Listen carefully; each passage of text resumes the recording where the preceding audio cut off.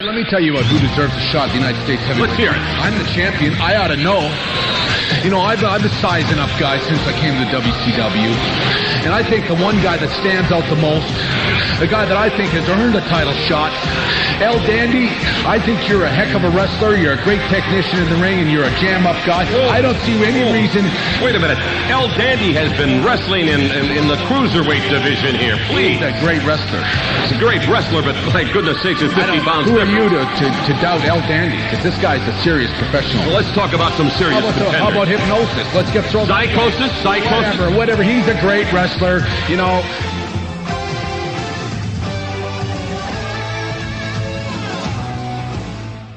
Hello, and welcome to episode 249 of the WrassleCast.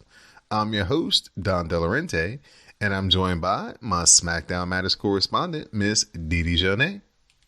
Hey, friend. What's going on, friend? How are you? I haven't been at that place all week. So the things that we talked about last week came to fruition. And everything was all good. Psychics. Nice. I mean, listen. I don't know. Because I haven't heard nothing. Either way. But okay. Just as long as your key card works on Monday, it's all good. Yeah. That'd be a thing if it didn't. No harm, no foul. Ooh, I'd be like, well, guess I'm going back home again. Ooh, let me stop. Let me not even put that in the air. No, everything will be great on Monday. Yes. And you'll be looking forward to Thursday once again. Of course. Because we got to talk about what happened on this Sunday. So, yes. That's right. We're here on this episode of the WrassleCast to preview SummerSlam weekend. The hashtag for the live tweet on Sunday will be hashtag SummerSlams. So we'll get right into the SummerSlam card. More than likely, this match will be taking place on the pre-show as Drew Gulak will be defending his Cruiserweight Championship versus Oney Lorcan.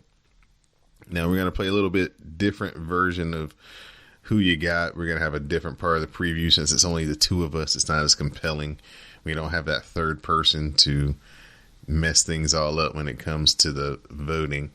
So, Miss Didi Jonet, you don't really have to answer for this match because I know you don't really know who these two guys are. But today's game, we're going to do what you want to happen and then what you think will happen.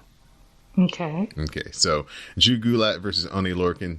Drew Gulak is probably going to win that match, but I really hope that Oney Lorcan has a really good showing and the people are in their seats and they're ready to watch them when they come out because, they're going to put on a show.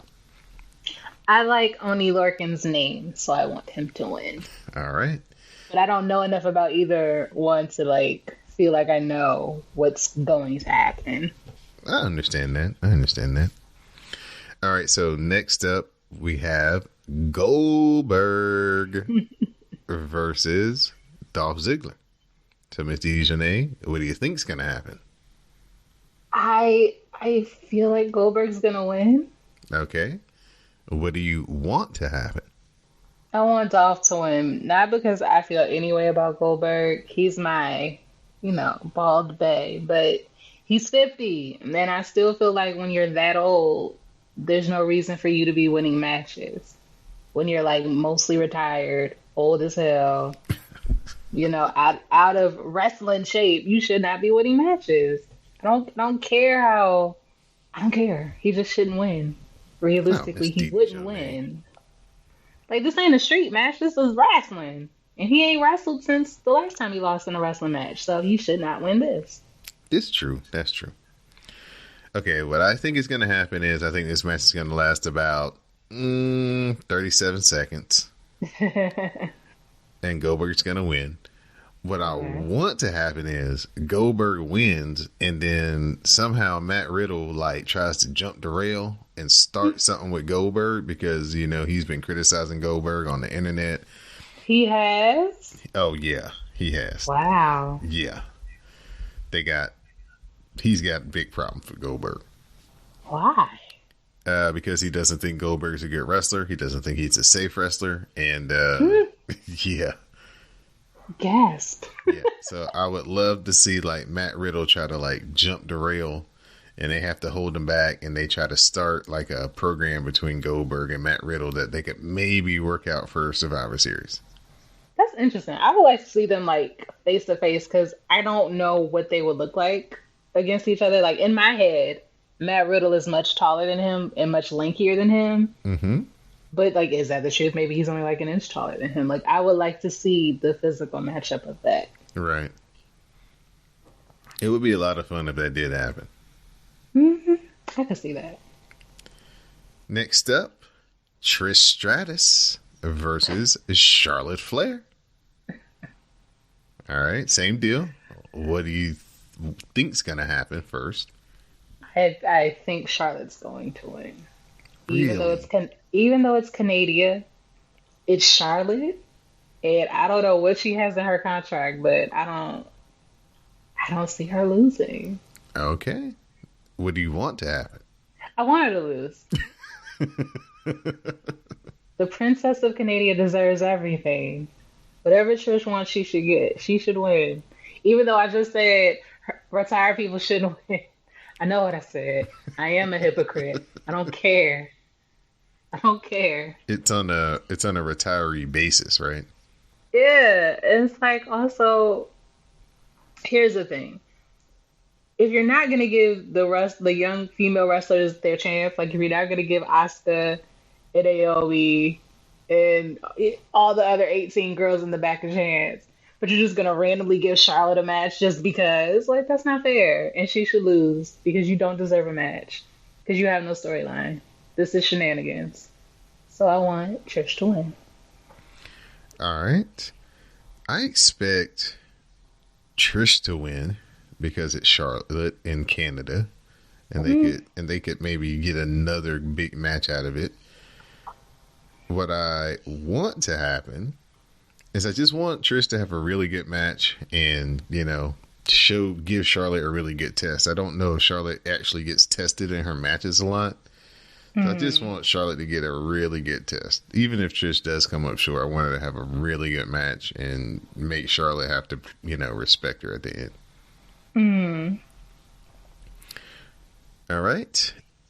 The Tenant on SmackDown, AJ Styles, is defending his United States Championship against Ricochet. Yeah. All right, Miss Eugenie. So what do you think's going to happen? I think since AJ Styles is on the John Cena protocol, that AJ Styles is going to win at SummerSlam. Ah. So we know the opposite is what you want to happen, right? Correct, because it's just like John Cena. Anybody but John Cena. Yes. Yes. I think Ricochet is going to win this. Okay. What I want to happen is I want Ricochet to like really beat his ass, like not have any interference from the club, but really take it to him and beat him and make it decisive. I don't know though. They've been putting over the club so strong. They even gave the boy his little face paint back. So I know. It's ugly, but maybe it's supposed to be that way. Next up, the Glow's favorite, Finn Balor, versus the Fiend, Bray Wyatt. Miss Janae, what do you think is going to happen? I think the Fiend's going to win. Oh, is it for real? Well, it's probably just going to be Finn. There's no context of the demon here. So then it should be that the Fiend wins, keeps harassing him, brings the demon out later, much later. So I feel like, and I felt like anyway that the Fiend was gonna win just because you can't have months of build up for this special character and then he loses his first match. That would be problematic. So I feel like the Fiend is gonna win, and I want the Fiend to win. Okay. I think the Fiend is going to win as well. What I want to happen is I want the Fiend to win, and then I want him to beat up Finn Balor really, really, really bad afterwards. like really bad. I don't know that I need him beat up real bad. I just want him to like yell like "let me in" at some point. And then maybe I don't know. Bailey versus Ember Moon for the SmackDown Women's Championship. It's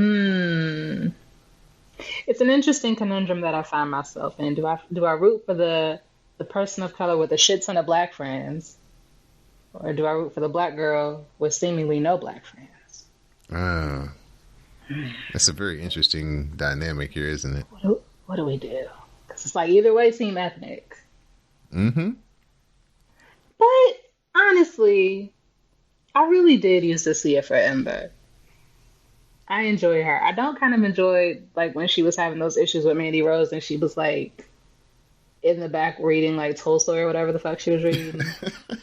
It was like, you sitting up here, you got fire engine red braids in your hair, you got red contacts, and you're reading like Marie Kondo's books. Like, this doesn't make sense to me. But I actually do like Ember Moon, and she deserves.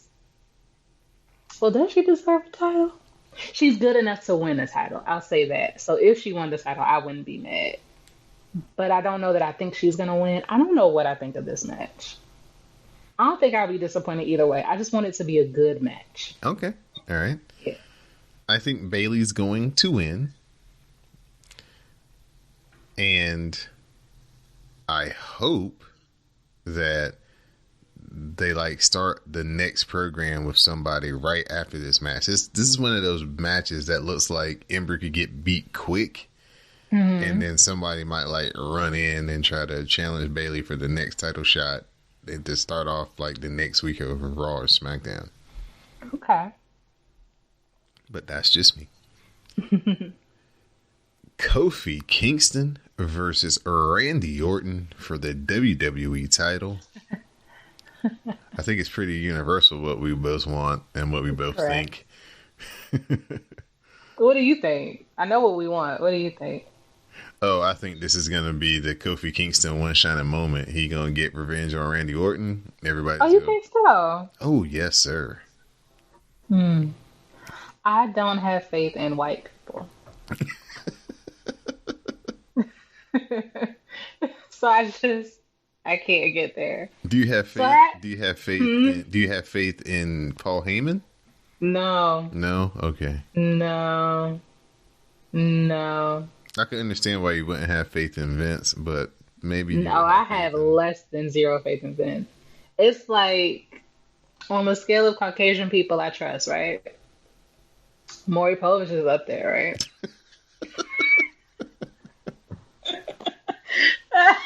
Who else? Dr. Oz is kind of a charlatan, but you know, I trust him on the general things, just not on like supplements and shit. And then Paul Heyman, and then like below the bar on the floor. That's where Vince is. All right, oh no, Elias is up there somewhere. I trust in Elias. Okay. Because I walk with Elias. So yeah, in between Maury Povich and Dr. Oz is Elias. He's somewhere in there.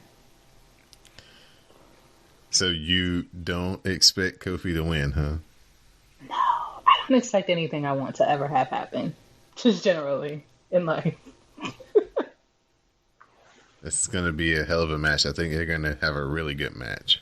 I think so too. Just Randy doesn't wrestle that much anymore, so you're not like burnt out on him. Like everybody he should else. Be well rested. Mm-hmm. You haven't seen him do the same 7 sets, the same 7 ways, with the same person or do. So, right. Next up, Becky Lynch versus Natalya for the Raw Women's Championship in a submission match. Okay, here's the thing. Natty deserves, but I don't like Natalya. Yeah, you do have a weird relationship with Natalya. Because she's really pretty, and she's a great wrestler. She's shit on the mic, but that doesn't matter. She's just... she's meh. And the fact that she's like besties with Beth Phoenix is like, it explains it. You're both boring as fuck. Like, my God. You're achingly boring.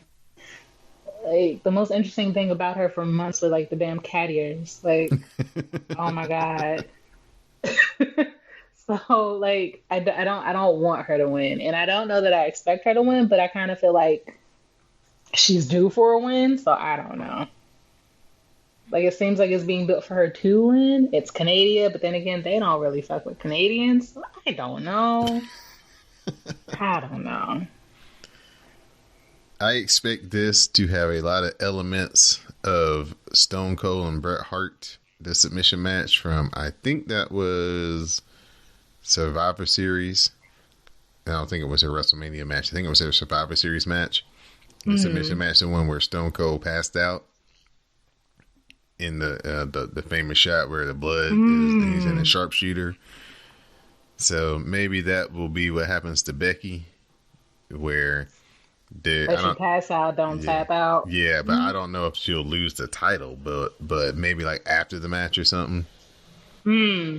So I could see that. Like she wins and Talia breaks, puts her in the move and won't let it go. Everybody comes out to get her to release, but she still won't release. I could see that. Or I could see her winning and still being a bitch. Like I don't know. This is actually pretty cool because it's kind of tough to call. I mean, you would think that Becky would just be the winner just because, I mean, you know, she's got some pretty cool stuff going on, like the cover of the video game. But, you know, this is still Toronto. They're going to be there for a couple of days in a row. So, yeah, somebody Canadian got to win. Yeah, he gave Natalia a 2-week run with the belt or whatever. Somebody Canadian got to win. So, why not Natty Bo? Yeah, of course. I think so too. And then the main event of the evening, Brock Lesnar defends the Universal title against Seth Rollins. Wait a minute. I hate to digress. So after all of this, there's still no Samoan match on the card? No. But this is good because they leaving something for next month. You next month, you think they're not just gonna slide it in and like, oh, BT Dubs, here's a new match we didn't tell you about. Oh no, they're gonna build it because it's not gonna be what you think. It's not gonna be Joe versus Joe. Well, right now isn't there Rowan? Right, but again, because of what we were about to talk about on SmackDown, and it was so short. They want to build. See, there's different people in charge. Vince ain't in charge anymore. So, gotcha. So they trying to like build some stuff, you know. So you're saying I'm used to the old timeline where like they're gonna make it up and resolve it in 2 weeks, right? And you're saying it's gonna last at least until the next pay-per-view, right? Because now, you know, you got to get the explanation on why he did it, and then, you know what I'm saying, then you got to have like a match between Rowan and Roman, and you know, you got to have the steps. So do you think that there will be an interaction at SummerSlam between them? Probably. In some way. Yes. Okay. Yes. There's going to be something. Roman. Okay. I don't expect Roman not to be walking through the back trying to find out where they at, because everybody should be there. Yeah. So they want the pay-per-view money. Yeah. Well, they're gonna fuck up Caitlyn. Yes. Do you think Brock Lesnar is going to continue his all-out assault on Seth Rollins, or does Seth sure Rollins do. pull it out? Listen, I don't mean to like give anybody a spoiler for what happened during the week, but when Seth came out and then skin tight ass jeans and wasn't faking his injuries, I was like, oh, this is a done deal. Like, you're never going to tell me you're so beat up, but somehow you managed to put on skin tight jeans. Have you tried to put on skinny jeans? I know you're a man of a certain age, so you probably still on boot cut. No, I have not tried to put on a pair of skinny jeans, and I'm more of a relaxed fit guy myself. See, I knew you didn't wear skinny jeans, and I was right about that part. So, I know you don't wear skinny jeans. Imagine trying to put on fucking like compression pants, right? With bad ribs. With hurt ribs, your body's ache. Like, why would you do a thing like that? You wouldn't. Like, if there was any day for Seth Rollins to wear his good gray sweatpants, it would have been the day after Brock Lesnar fucked you up.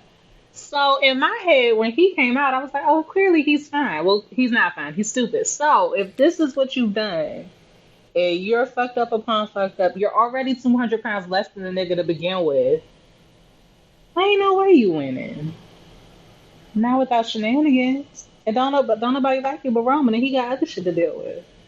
So, or unless Becky came and did something, but then that's like, that the Maria Canella shit. So no, Brock's going to win, and I hate everything about it. The mind of Miss Didi Janae at work. I think that I think that Brock Lesnar is going to win as well. Yeah.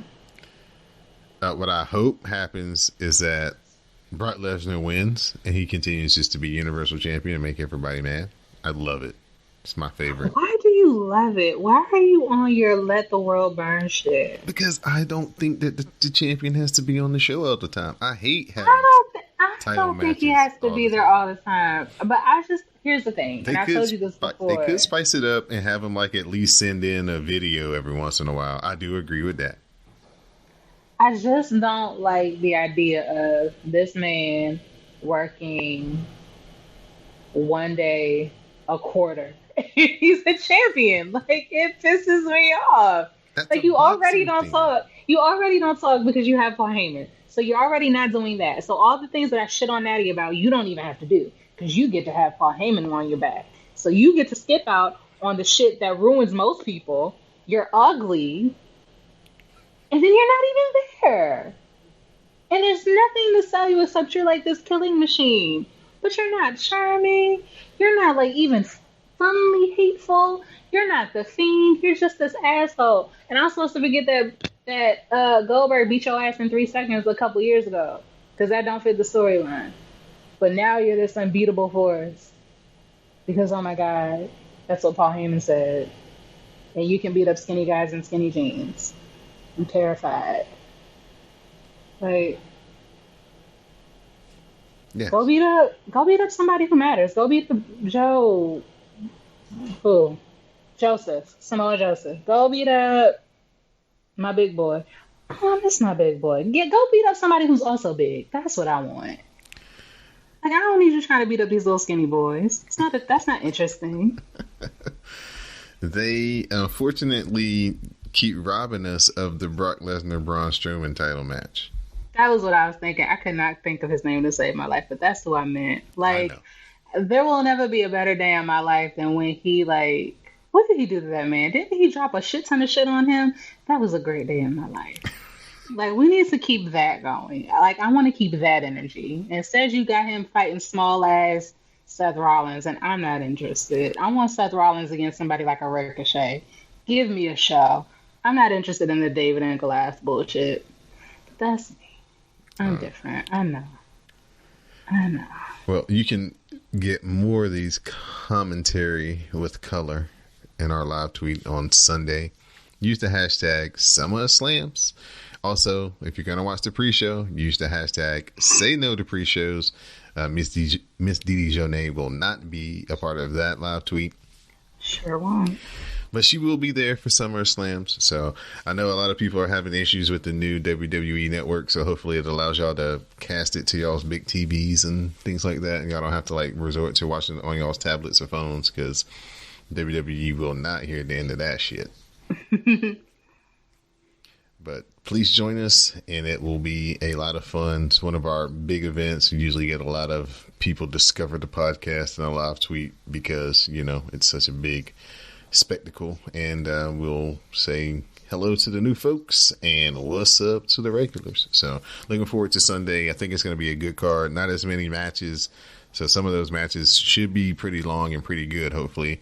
And hopefully the crowd's into it, because if the crowd ain't into it, no matter how good the matches are, it's going to make it all seem like it sucks. Mm-hmm. Hopefully they have a crowd like y'all had in NXT Brooklyn last year when you went. Hype as fuck. I know, right? Yeah, even when we left, I believe the fans were wrestling outside of the Barclays Center. I would not doubt it. I believe that's what I saw from the Dear Caucasians. Have you seen the thing on Twitter with these two black guys just wrestling in random places? They were like wrestling in Walmart. They were wrestling in McDonald's. I saw it and I was like, "You're too old. Your bones are too brittle." Somebody got a Canadian. They did a Canadian destroyer in Walmart. Like, Like I see things like that, and I'm just like, do you not love yourselves? Like how did you decide to do this? Did you try it out and was like, oh, that don't hurt half as bad as I thought. Let's keep doing that. Like that don't make sense to me. But who are me to judge? Well, let's see what you thought about Monday Night Raw. You can judge that for me. Okay. I love judging things if you can't tell. So we start off with all the wrestlers are out on the stage for the 10-bell salute for the victims of the 2 mass shootings last week. So classy gesture by WWE. You thought it was classy. It was respectful. I might be a dick, but I was like, if you're going to do it for those and not the one that's going to happen like every other time, like why this time? Yeah. Well, I guess they just tried to it was such a back-to-back thing and dominated the whole weekend. They just, it was in the news, so it's just, and it was awful. And I'm not trying to say don't do it, but I'm just the precedent has been set, right? Yeah, and it's like you're not gonna keep doing this because you know how America is, right? This is not a one-off, so I'm just saying. So Raw has a brand new opening.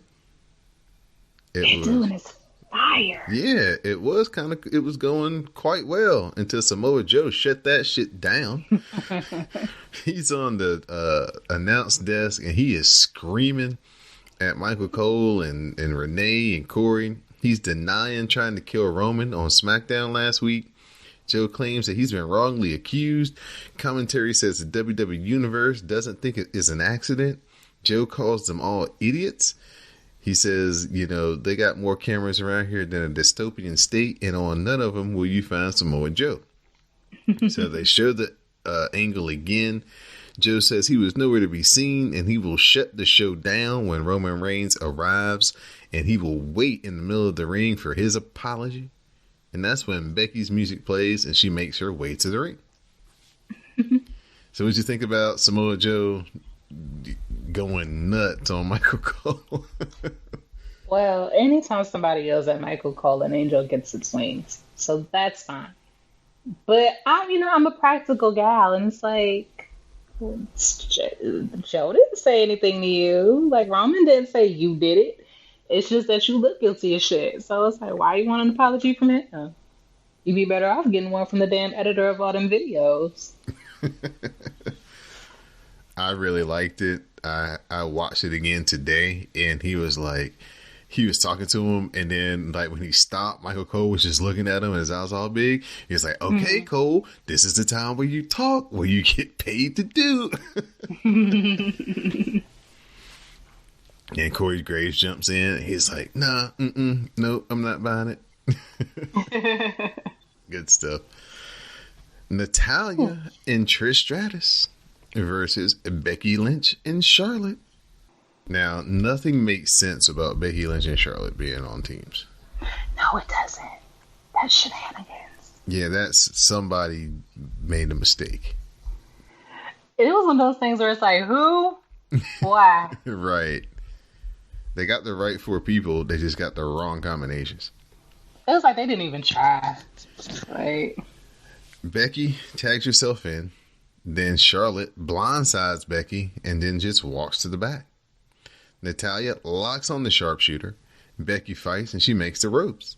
Natalya won't break and she gets disqualified for kicking too much ass. Trish jumps in the ring to try to get Natalya off of Becky, and then Natalya ends up shoving Trish to the ground, and they kind of exchange words, and Natalya just storms out to the back. And so Trish ends up like consoling Becky, who's, in agony because she just got put in a sharpshooter for like 2 minutes. This doesn't really work that well. I can't believe they flew Trish to wherever this was. I didn't write where it was this week, but Pittsburgh? Yeah, Pittsburgh. There you go. Wasn't that far from Toronto, but still, they had her get on a plane, leave her kids just to stand on the outside of the ring.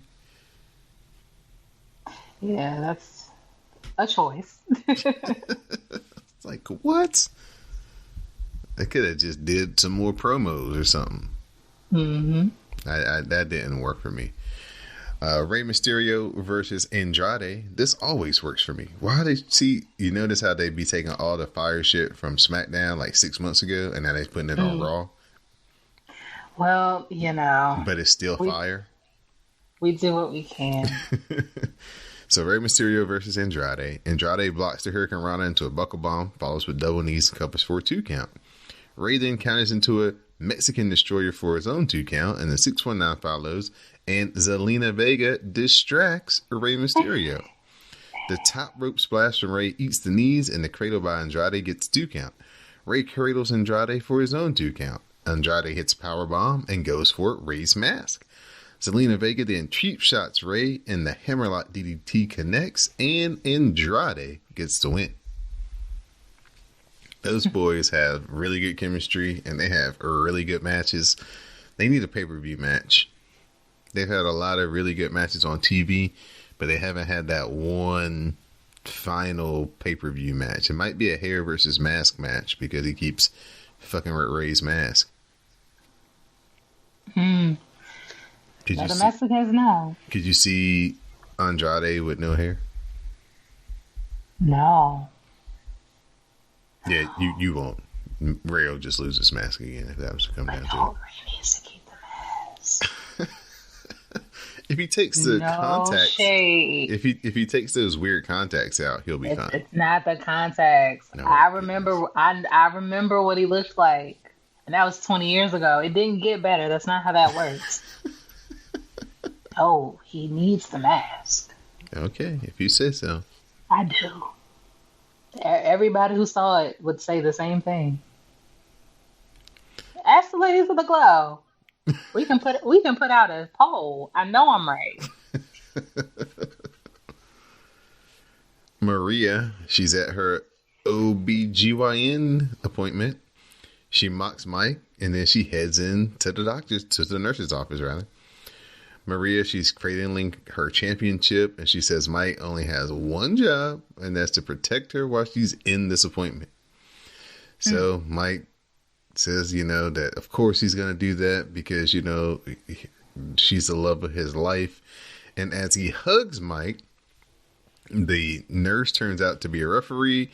She counts to 3 on Mike's back, and Mike is now the new 24/7 champion. So that makes sense.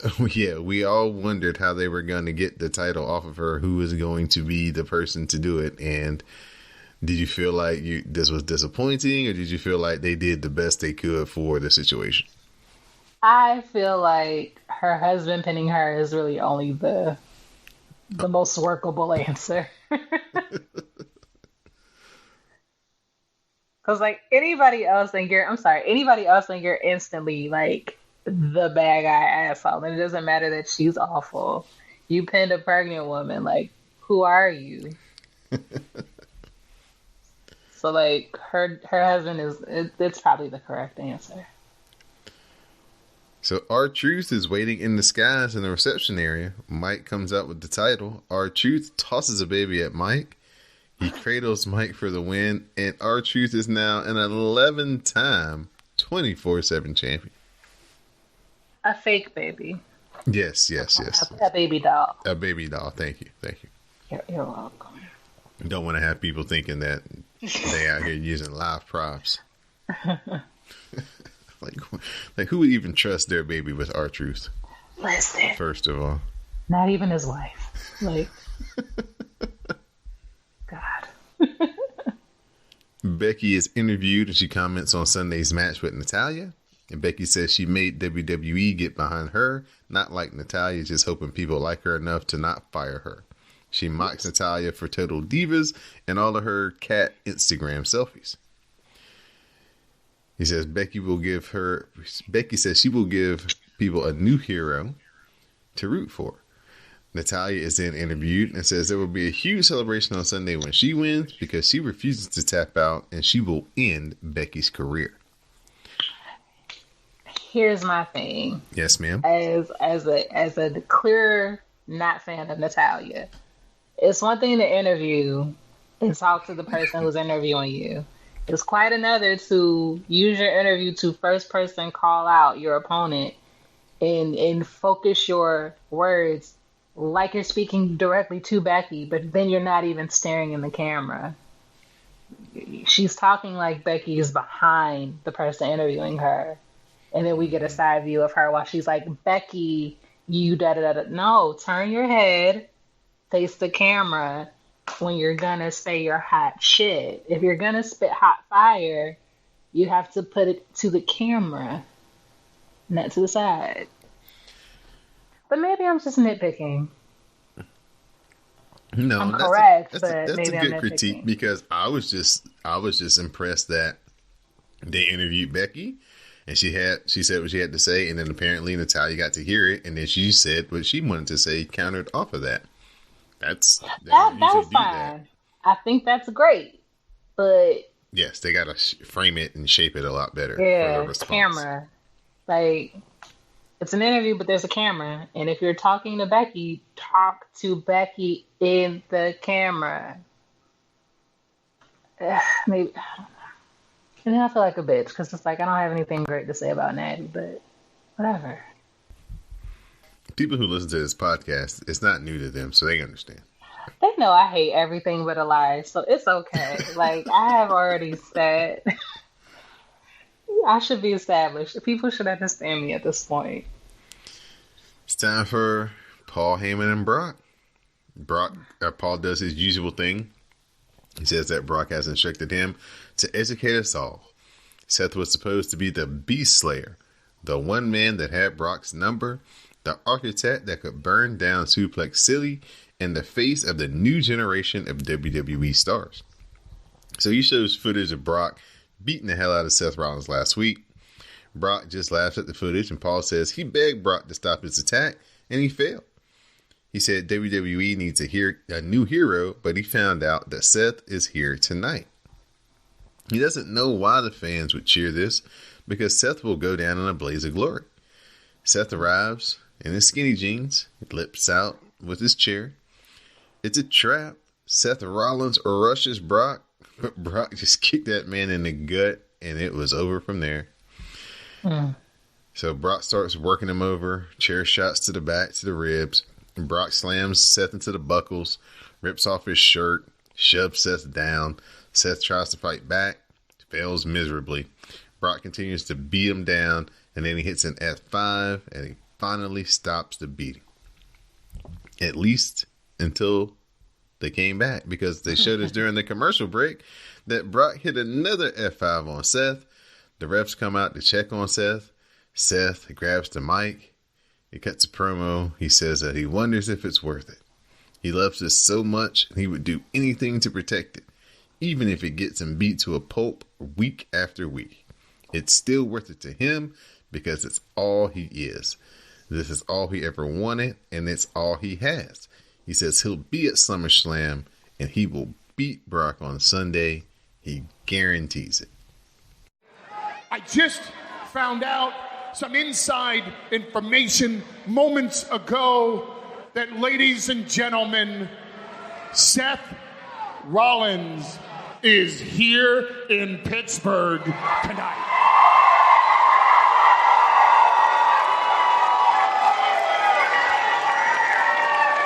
See, I don't know why you would cheer someone that's willing to go down in a blaze of glory to Brock Lesnar that way, because it proves to me that Seth Rollins has more balls than he does brains. I think that's an accurate assessment from Mr. Heyman. A smirk on the face of the beast. Is he indeed here? Burn it down!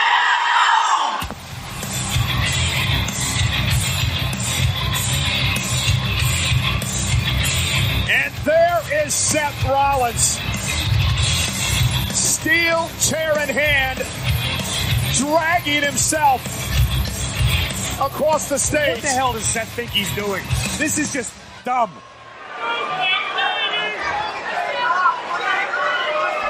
Oh, Rollins went right after Lesnar, and Brock went right for the ribs. There's no surprise here. For once, Seth should have heeded the words of Heyman. And now Rollins trying somehow to take Lesnar down, but Lesnar's got a steel chair in hand. Seth Rollins has got to get out of there. Rollins should have never got in there in the first place. Rollins dragged himself to the ring. He's defenseless. And Lesnar again with the chair as a weapon. You know, you love something so much. You love something so much. You should do anything to protect it, to keep it safe. Even if the thing you love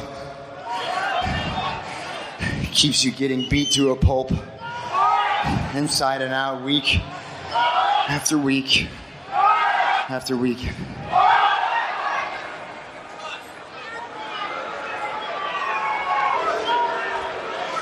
For me, the answer is yes.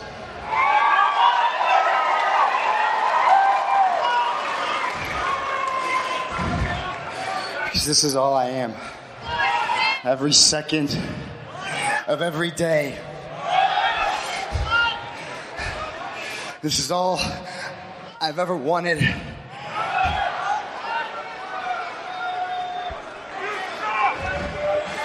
This is all I've got.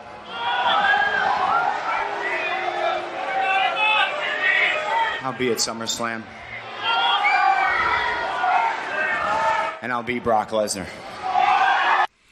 Now, Mr. Eugene, you can talk about, again, how big of an idiot do you got to be if you're Seth Rollins to come running out there again this week? I knew it was a scam. I just knew the limp was bullshit. I knew he had hot fire ready for Brock Lesnar, because why else would you go out there? You're really limping in skinny jeans, thinking you're gonna do anything with one chair. I am appalled. I didn't think Seth Rollins needed to be there at all. And he definitely didn't need to get beat up again, because not at all. Because the beating last week was so severe that there was no way that this week could top it. Right. So I thought that was just a miscue and just trying to build a story. Now, they could have had Seth Rollins show up on the video screen and be like, "Hey, I'm beat up. I'm hurt. I'd really want to come out there and, try to get some retribution from last week, but it's just not in my best interest this week. But on Sunday, I'll be there. I'll be ready." Something like that. Real simple. Mm-hmm. Instead of that whimpering, half beat to death promo they had him cut in the ring. That didn't work. I would have preferred, even if he said the exact same promo, but at home resting. Right. Why go get your ass beat again? It's like they overthink it. It's like, okay, sometimes if you want us to suspend our belief or disbelief rather, then you have to kind of think about a normal person's reality. If that happened to a normal person, they wouldn't be at the next day in church. You know what I'm saying? They'd be hemmed up for 2 weeks. On doctor's rest, doctors know, the doctors have told me I can't do anything for 2 weeks. I can't train. I can't, you know what I'm saying? It's eating me up. So SummerSlam's in, 2 weeks, I'll be there. Something simple, just make us believe, please. Charlie interviews Kurt Angle. He's going to be the referee for the Cedric Alexander versus Drew McIntyre match tonight. Kurt says he's glad to be back home, and that's when the Street Profits arrive. They hype up TakeOver. Angelo Dawkins, again, stealing the show, beatboxing the Kurt Angle's theme song. Montez Ford says they want to get lit with Kurt Angle, so he's got the red cup full of that. Oh, it's not the num num juice, it's milk. Kurt Angle says that he promised his wife he wouldn't do anything crazy. And the Street Profits ask if he's a man or Mike Kanellis. Oh. Kurt agrees to a drink, so they're getting ready to do the do. And that's when Drew comes up. He's not impressed. He reminds Kurt Angle that he beat him the last time they faced each other, and with his own move. And he hopes that Kurt Angle calls the match right down the middle. And if Angle messes around, Drew says he's going to crack his skull. Violence. How do you feel that they're using the Street Profits? It's been about a month since they've been just kind of popping up, just talking, not really wrestling.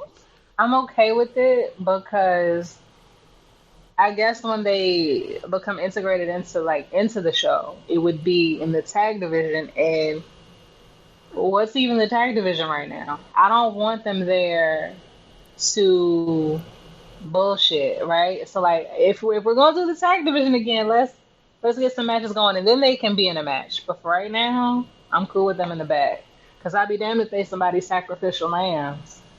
Like, yeah, no. I don't want that neither. No. You know what? When they do get that thing crunk up, though, you know who that could be a bad look for if the reports are true that Jimmy Uso, the Usos, that Jimmy Uso's got to go away for a little while.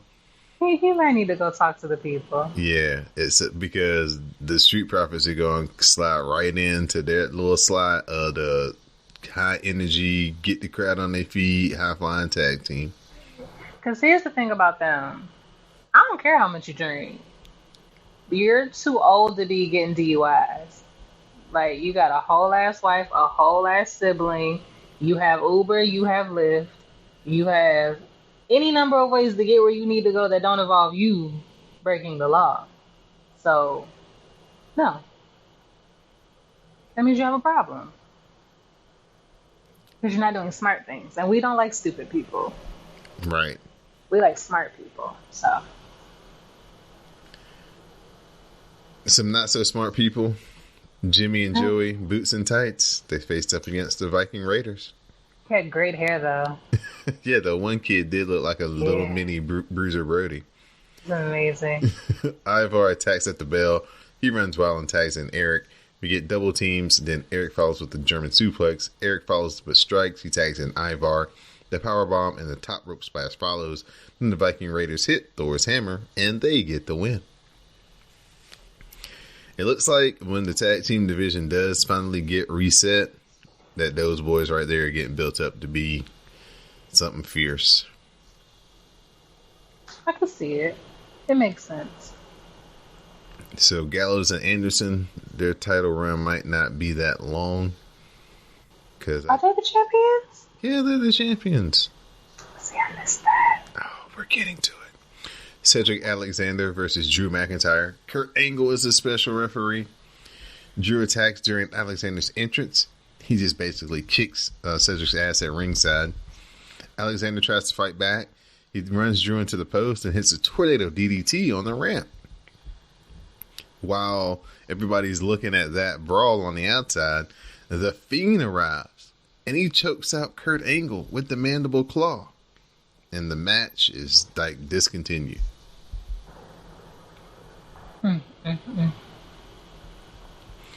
When this first happened, I thought this was going to lead to Cedric Alexander and Drew McIntyre being on SummerSlam, but nope. Something else they might just be saving for next month. I think that's more of a Raw, like, main event match. I can see it. Big E and Xavier Woods versus the Good Brothers. So it's tag team champions versus tag team champions in this match. Anderson and Woods begin. AJ gets involved, and the OC beat down the New Day for the disqualification. Yeah, that's what I thought I heard. That's gets involved is a synonym for distraction. That's when Ricochet runs down, makes the save, and he clears the ring. So guess what you think happens next, Miss Didi Jonay? Tell me what you think. I know. I would bet that they make a 3-on-3 tag match. You would be correct. So we have a 6-man tag match between Ricochet, Big E, and Xavier Woods versus the OC. Get the hot tag to Xavier Woods. He runs wild. He's working over the Good Brothers, and then he hits the honor roll on AJ. Shout out to all my TNA fans. Consequences Creed in the house. The sliding knee strikes for a 2 count. Ricochet flies in and Big E dumps Gallows. AJ hits the springboard forearm, but Ricochet clears him out and Gallows cuts off Ricochet. Anderson hits the DDT, and then the Good Brothers hit the Magic Killer on Xavier Woods, and the OC gets the win. Aww. Yeah, and this was a fun little match. Ricochet looked good. Big That's E. That's really all that matters. Oh, Big E doing Big E things. I would make a lot of poor decisions with Big E, and I wouldn't feel bad about it. Gosh. I wouldn't feel bad at all. Maybe since we've finally broken the seal with Kofi Kingston, Big E will get his chance as a WWE champion one run. He should absolutely be champion, just off mic skills alone, and the fact that he doesn't let himself just throw himself through like the ropes, headbutting people in the, you gotta reward that kind of poor choice making. Yeah, Right. all for the entertainment of us. The pancake eating off here. Samoa Joe gets a heads up that Roman Reigns is on his way to the building. So Joe says he's out to the ring and the show is about to get shut down. Joe calls out Roman because he doesn't want to wait anymore. He wants his apology, and nothing happens on this show until it happens. So Joe, like you said earlier, grabbed his chair, and he sits in the ring, and he shuts down Raw. He counts to 3. Nothing happens. Roman doesn't come out. Joe says he has all night to wait unless Roman is scared to come out. Joe calls him a coward, and he waits a few more minutes. The crowd starts getting restless, and they start chanting CM Punk. So that's a universal sign of this is whack. So Reigns is apparently pulling up in the parking lot, so Joe heads to the back to greet him. Joe heads out to the parking lot, meets Reigns. Roman gets out of the car, and they're about to have an exchange of words, when all of a sudden Roman sees a car charging at him, and Roman has to dive back into his car. The car runs into the rental car that Roman is driving, and Roman is all shook up, and Samoa Joe is on the scene asking for medics and making sure that Roman is okay. It's just, Tells him stay down, don't move. It was just a switch. It's just a total switch from Samoa Joe. Triple H is on the scene. Jamie Noble's on the scene, so it's real serious. And they're all checking on Roman, and he's a little shook up, banged up from having to dive back in the car, but it looks like he's going to be okay. Yeah, the Samoans stick together. Yeah, it was good. That was a good little show of sympathy from Joe. It was beautiful. I could have shed a tear. The same man who I really wanted to choke out Dominic for the last 4 months. Hateful. Show that type of compassion to a man who almost got run over in the parking lot. I mean, he did almost get run over. Shit. There are a lot of ways that those stunts could have gone wrong. My God. Even if the car hadn't hit him, the impact of hitting the car could have closed the door on Roman's ankle easily. Right. If Roman doesn't actually get back in the car the right way. So, yeah, give the man his sympathies. The Iconics, Mandy Rose and Sonya Deville, Alexa Bliss and Nikki Cross, and the Kabuki Warriors are in a elimination match for the WWE Women's Tag Team Championships. Sonya takes out Royce, and Mandy cradles Billie Kay for a 2 count. The knee strike follows, and the champions get eliminated by Mandy Rose and Sonya Deville. New champs coming, new champs coming. It started off nice. I just have to take a moment for the Iconics. Are you mourning your face? Yes, it was quite a run for Peyton Royce and Billie Kay. Like I said, I came into this all about some Peyton Royce, and I left this with a lot of love for Billie Kay. Sonya tags in. She and Mandy, they're looking for double teams. Mandy hits a knee strike for a 2. That's when Asuka fights off the implant buster. The Asuka lock follows, and Mandy Rose has to tap out, so Mandy and Sonya are eliminated. So the Kabuki Warriors are facing Nikki Cross and Alexa Bliss, and the winners will be your new women's tag team champions. Bliss tags in, but Kairi Sane runs wild. The drop kick and blockbuster follow. The sliding D connects, and then Asuka tags in. They double team Nikki. Asuka armbars Alexa Bliss. That's when Bliss rolls up Asuka, and that gets 2 count. We get the super kick by Asuka, tag to Kairi Sane, and the insane elbow is cut off by Nikki as she attacks Asuka in the ring skirt. Alexa Bliss hits the big right hand and the Twisted Bliss, aka the Sparkle Splash, on Kairi Sane. And Nikki and Asuka are your new women's tag team champions. A choice. Go ahead. Tell me how you don't like it. Tell me how Alexa Bliss doesn't deserve. Go ahead. Tell me. I don't. She don't. That's it. Listen, I can't give it that much energy. I like her now. I saw her little 365. I have empathy for the concussion queen. Like, sure, but no. So no, I'm not going to support this unearned win of hers. But it's here. I should have figured. It's fine. At some point, whenever Alexa has a title match, the default is she's gonna win. I think there's only been like twice where she hasn't been the champion, where she had a title match and didn't win. That's a mess. She's good. She's good on the mic. You get good on the mic, you get the belt in the women's division, unfortunately. But that's annoying. Bayley's not that strong on the mic, but she can hold her own. My thing is, what was the point of giving a Paige if she's not going to be the Paul Heyman for Asuka and Kairi? And see, that's another thing.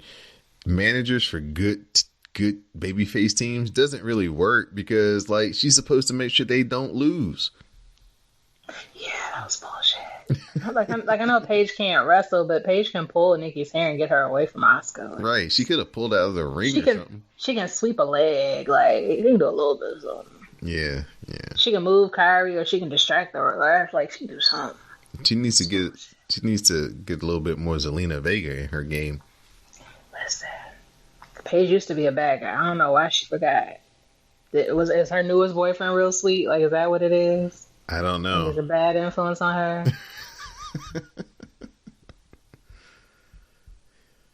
Main event segment is Miz TV. Miz and Dolph are out here to sign their SummerSlam contract. Miz hypes his match with Dolph on Sunday, and he brings out HBK. Miz and HBK hug, and then that's when Dolph comes out.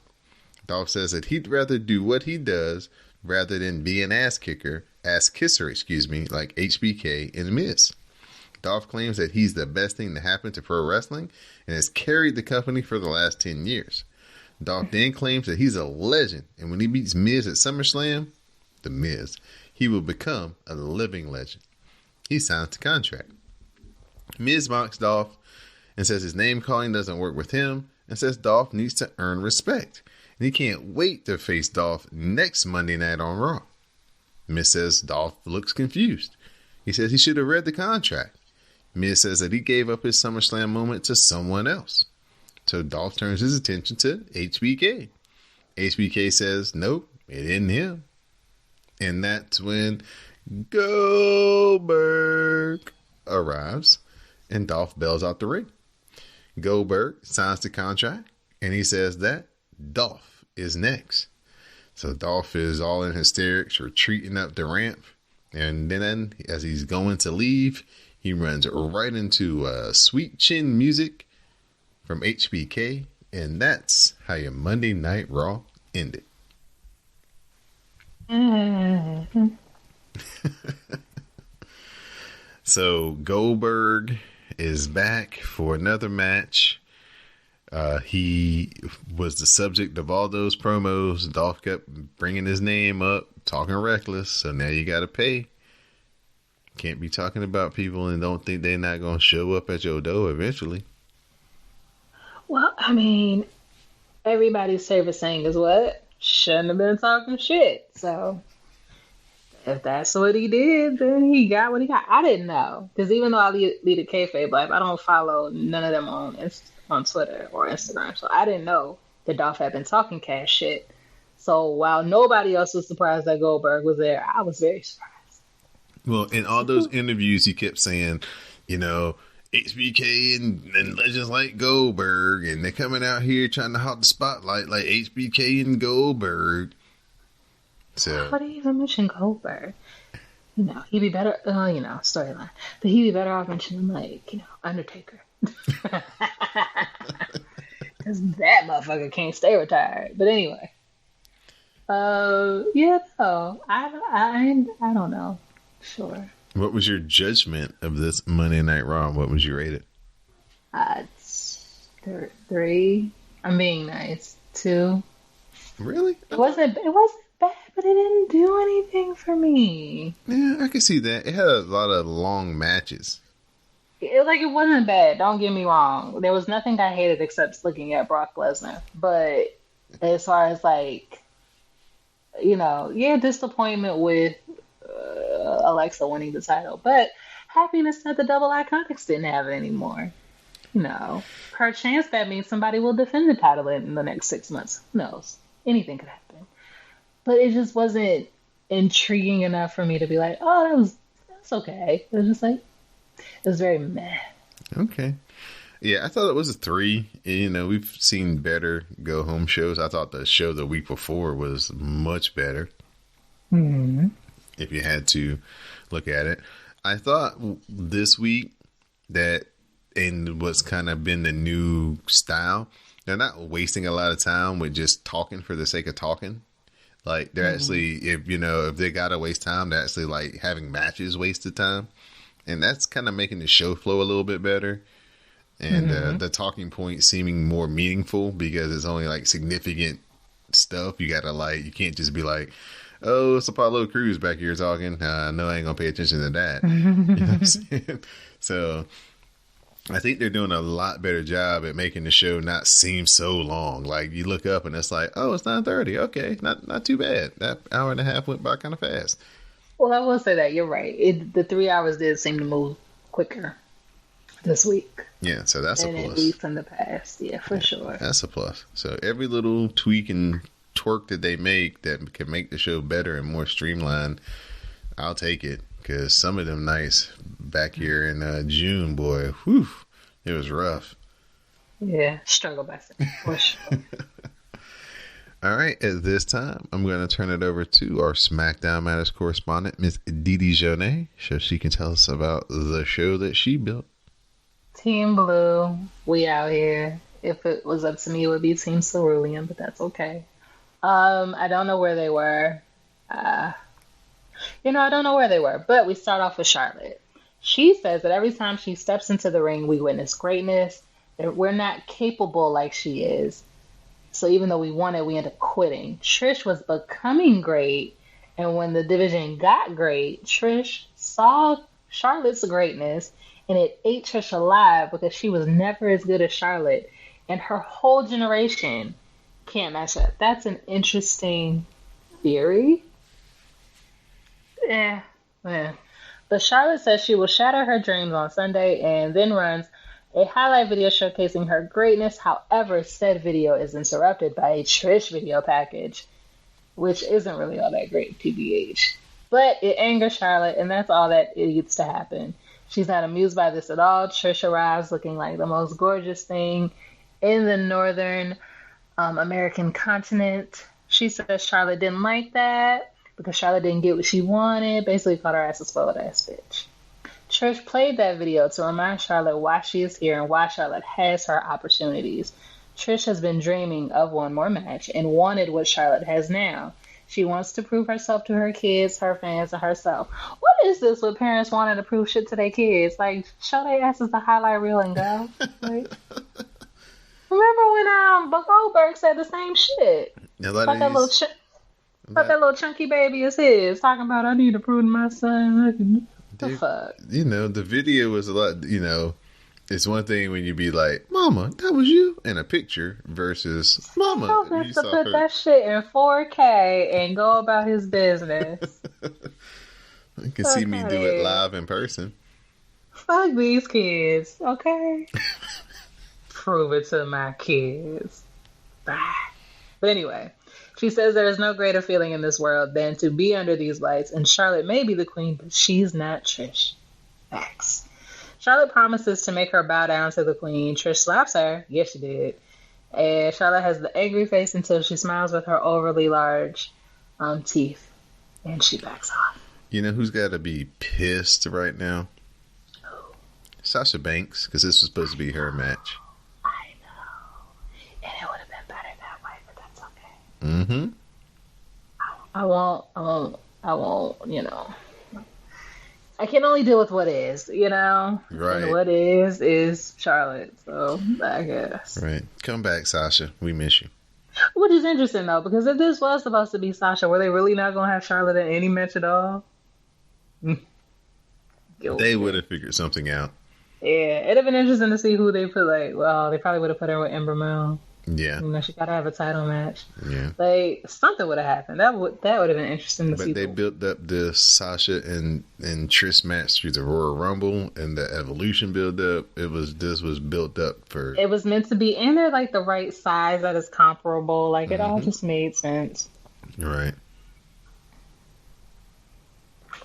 Like, for Charlotte to be like, blah, blah, blah, blah, blah. Like, the aesthetic of being a blonde girl with big boobs is the same, but she's not a Trish kind of wrestler. Right. Like, there's really nothing similar about them. So it's like, even if Trish was jealous of somebody, it wouldn't necessarily have been Charlotte. But that's just me. Maybe I'm thinking too hard about it. It is just the women's division. Anyway, Dolph versus Rey Mysterio. Before the match can even start, Dolph jumps Rey and beats him down onto the floor. You're burying the lead. People thought it was Goldberg. Yeah, I thought it was Goldberg too. He got me. And then it came out and he did the whole Goldberg entrance, even with the light hitting his head on the door and letting the door come back and hit him. It was so funny. I actually really like this one. A lot of people be like, oh, it's so cheap, but this one got me. I mean, sometimes a cheap pop is a great pop, you know? It wasn't quite the same as Chris Jericho doing it back in the day, but it was damn good. Yeah. See, nobody's better than Jericho. Jericho and Matt Riddle had some Twitter beef this week, too. Matt Riddle just... Ooh. Well, the WCW guys came in to defend Goldberg. So, like, Booker T, Lance Storm, Chris Jericho, you know, they all came in and was like, you know, you need to have more respect for Goldberg. You know, if you hope to be able to accomplish, you know, half of what he's accomplished as far as selling tickets and drawing money and all this stuff. And Matt Riddle's just, you know, he's a new school kid. He's like, I don't give a fuck about none of that. He's not a good wrestler. Right. I said what I said. Like, I don't care if he's been in the business. He's shit.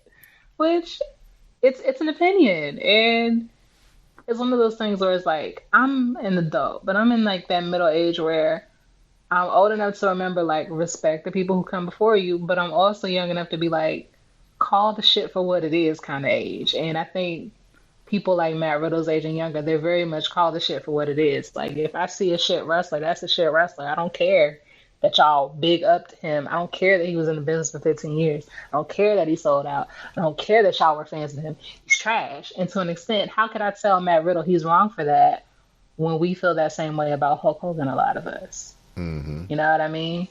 Like, he's not that great. The outfit was iconic and, you know, brother and blah, blah, blah, but he's not impressive, actually. So why do I have to lie and act like he is? So I don't mind, you know, oh, shit. I don't mind Matt Riddle and his feelings, but stay away from Chris Jericho. Let's not get my face involved in your shenanigans. But anyway, okay, so he came out to Goldberg's music very insultingly. He jumps right before the match even starts. Super kick follows. Referees and agents break it up. where he is down on the mat. Dolph hits another super kick and then says he put another legend down. If Goldberg wants to fight at SummerSlam, guess what? He does what he does best on Sunday, and it will be Goldberg's last match. Everybody has 17 last matches, so that doesn't mean anything. However, Ali arrives and takes out Dolph and has a suicide dive, which, would you believe, leads to a one-on-one match with Ali and Dolph. Totally can't believe it. Mind blown. Who thinks of these things? Geniuses. Okay, Ali hits a drop kick. He follows with strikes and chops and then Zaguri, and then the rolling X Factor for 2. Dolph fires back, hits a clothesline, looks for the super kick, but Ali counters into a sunset flip for 2. The super kick from Dolph then finishes Ali. So Dolph is going into SummerSlam a winner. Now, I have a total objection with this. You do? Yes. Why? Because, okay, let's count it back. This week, last Saturday before that. So let's say 5 weeks ago, Ali was out here dropping back-to-back fire-ass promos. Yep. Talking about, I'm going to be for the championship. They can't hold me down. I write my own story. I see myself as the champion, and I'm going to make it happen. Mm-hmm. Not just a champion, the world champion, right? Mm-hmm. Then he goes to that Saturday night SmackDown. He gets beat. Comes back on regular SmackDown on Tuesday. Gets beat. Comes back a week later on SmackDown this week. Gets beat. Yikes. His mic skills are too good for him to be treated like Apollo Crews. They need to rethink what they're doing with Ali. I mean, Ali deserves. They could have thrown anybody out here for Dolph to beat up after he beat up. You know what I'm saying? Like, it didn't have to be Ali. It could have been Apollo Crews. Just saying. It could have been so many people. But like the people halfway try to get behind, they always do something to fuck them up. And you'd be like, well, what's the need to get behind him if you get me hyped? I think he's gonna wrestle Nakamura on the pay-per-view and win the belt. Doesn't happen. Okay, I think he's going to like get in the mix eventually when okay. So here would be the most unfortunate thing to ever happen if Randy Orton was to win on Sunday. Mm-hmm. Then the most natural program would be with Ali because he hurt Ali. Yeah. For Kofi to get the title. And they also brought that up in the thing twice. So, So like built in. Yeah. So, you know what I'm saying? So maybe this could all be that thing. But hopefully, like, I don't want that all to happen. But because that means Randy Orton beat Kofi at some point. But, that's what I'm saying. It's like, hold those things out. Hold those guys out. If he doesn't have anything better for him than to get beat by Dolph Ziggler, don't put him on TV. Right. I'd be like, man, I would have been like, I would have done the Hulk Hogan. You want me to do what? No, that doesn't work for me, brother. All right. They could have got a boots and tights for all it really mattered. But anyway. Right. So, they show the highlights of the near-death experiences Roman Reigns has had for the last, 3-4 weeks. Next, commentary hypes up Brock versus Seth at SummerSlam, and there's a lowlights from Raw, showcasing Seth's stupidity in skinny jeans. Next, Roman Reigns talks with Kayla. Pause. Kayla Braxton is so adorable. I'm glad that she's finally got her chance to be on the main roster. As far as the announced crew, she's just so beautiful. She's always so bubbly and lively, and she dresses well. She's not related to Tony, so I don't understand. Why is her last name Braxton? It's so weird. It's probably not for real, but But I want it to be, because why else would you use Braxton if you're not a Braxton? Like, why can't you just be Saxton? Like. Because we already had one of those, and we don't want to confuse the folks that maybe they could be married. Well, all black people look alike and related anyway, so what is the difference? Especially the light-skinned ones. Right. Come on, medium brown, light brown. It is the same thing. Please. Anyway. She interviews Reigns. They ask him how he's keeping things together. He says he's been through so much this year, but this time he doesn't know who's attacking him. The WWE offered him personal security, and this has affected his life and his chance to provide for his family. He said he knows his island kid Samoa Joseph isn't responsible, and Big Man apologizes to him for having his name dragged through the mud, but the real attacker is still out there, and he will get answers tonight. Then they have some comments on Harley Race's death, and there a special video package for him. Do you have comments? Oh, yes. It was really well done. I meant to say this on the Raw. This is how you know that Raw is actually doing really well, when they air something that's really good. When my mom chimes in.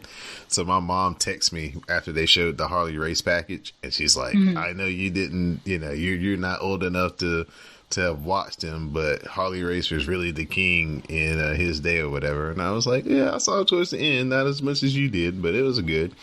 And then when the Roman thing happened, she actually called me and was like, who do you think it was? I was like, I don't know. She's like, well, I thought maybe you had some insight. I was like, no, Mom, tonight I'm watching it just like you are.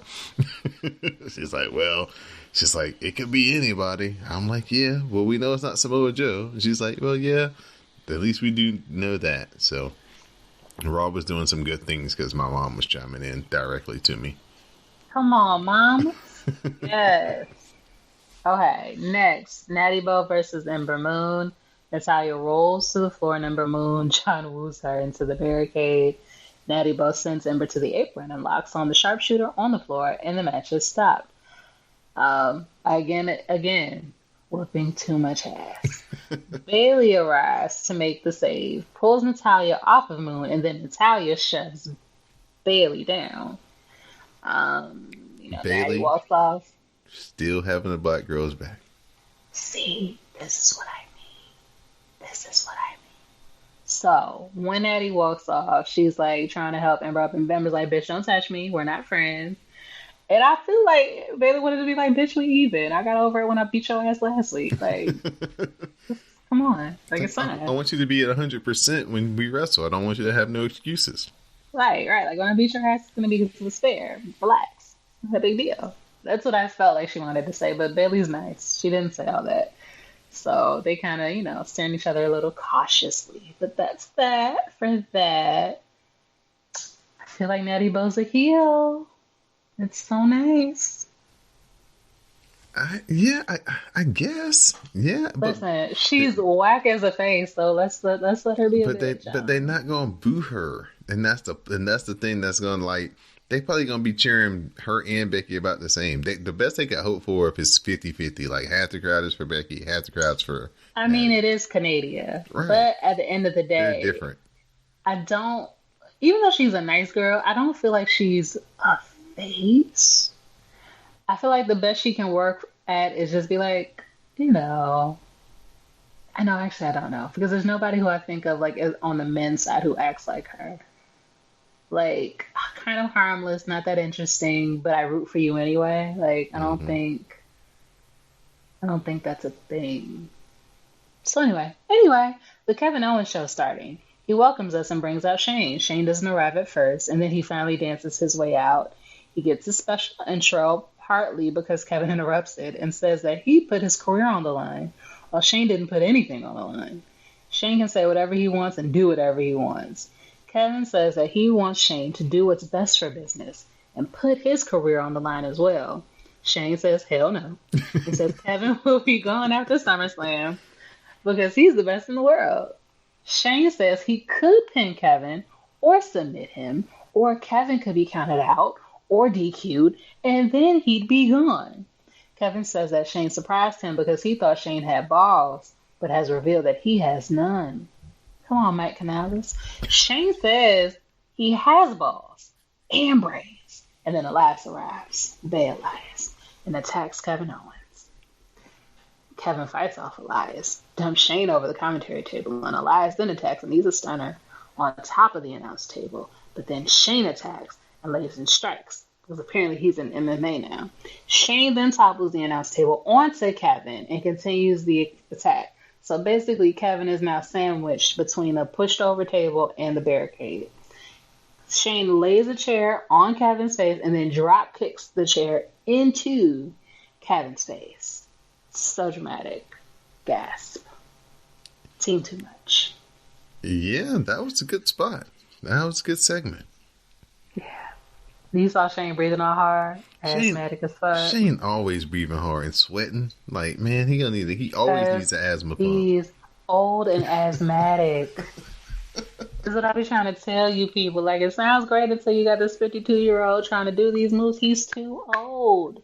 The cardio capacity diminishes with age. It's not his fault. He just can't do it. It's never like he was like a trained wrestler to begin with, where he was actually ever in shape to really wrestle.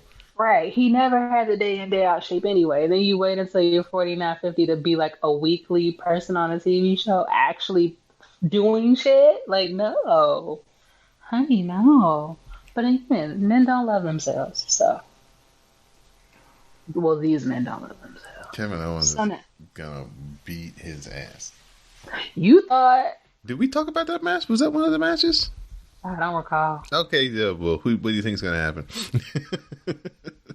I feel like, but Shane has a way of winning even when it feels like he lost. Like, he gets the technical win. Right. And then the other person gets, like, the moral victory. So maybe that'll still keep going. But then that would mean Kevin got fired. So, no, I don't think Kevin's going to get fired. But is it from the WWE or is it from SmackDown?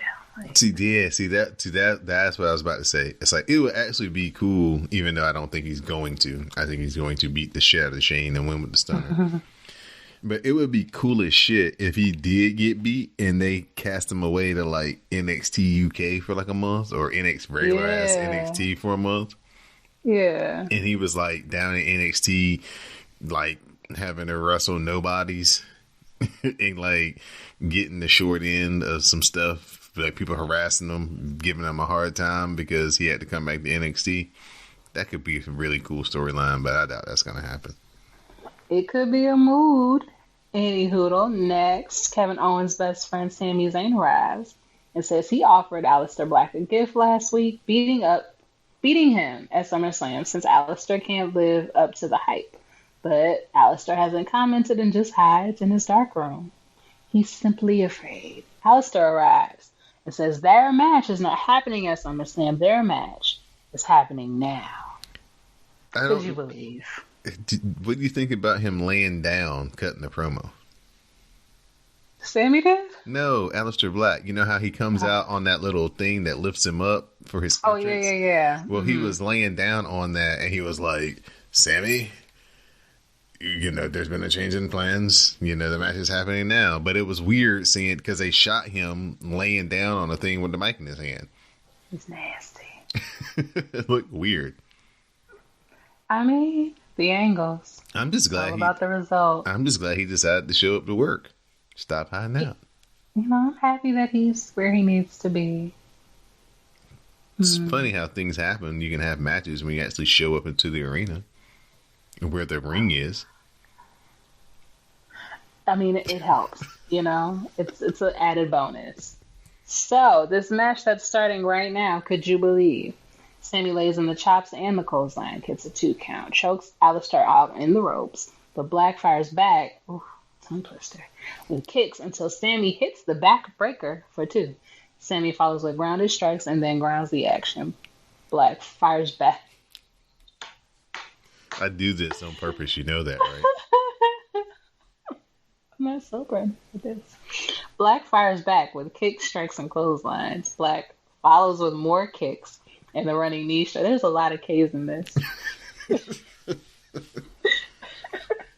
The springboard moonsault press follows, and the Black Mass finishes, and Aleister is your winner.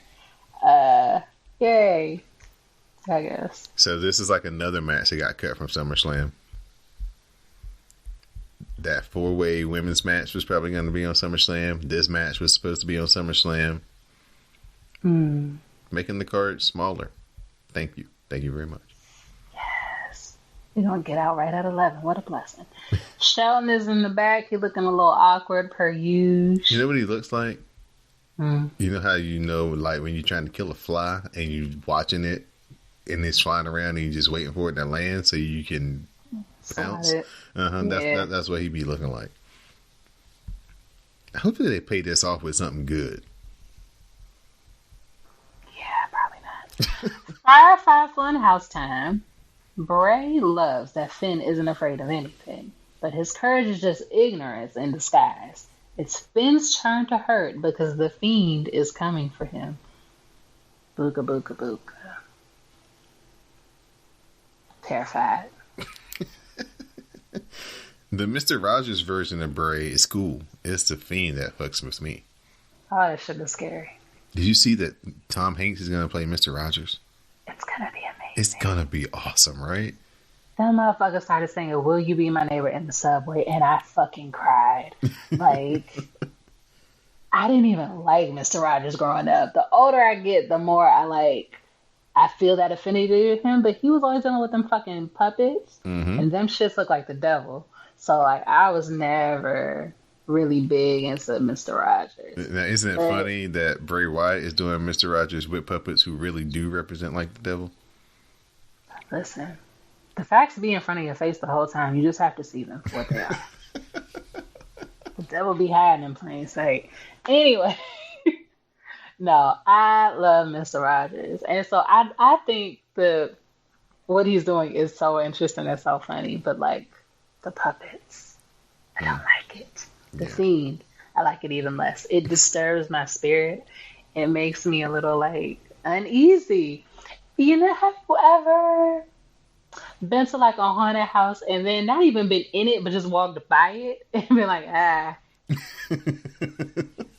It's very bad. Like, it's like, I don't want to. It's very bad.